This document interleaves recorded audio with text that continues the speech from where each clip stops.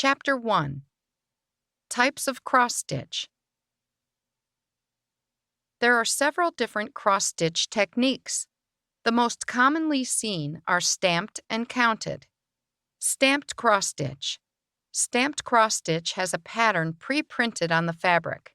The design appears in large X's, and the color chart shows you what color to use for each section of X's. You sew over each X so that they are completely covered. The ink used to imprint the design washes out so that it is not visible once the design is finished. The X's tend to be much larger than those seen with counted cross-stitch, except with the larger Aida materials. Counted cross-stitch. Counted cross-stitch is done on plain fabric, in other words, fabric with no pattern printed on it. Instead, it comes with a pattern chart to show which stitches go where. The pattern chart is actually set up as a grid, think of graph paper, with each block on the grid representing a square on the material. The corner of each block corresponds with the holes in the fabric.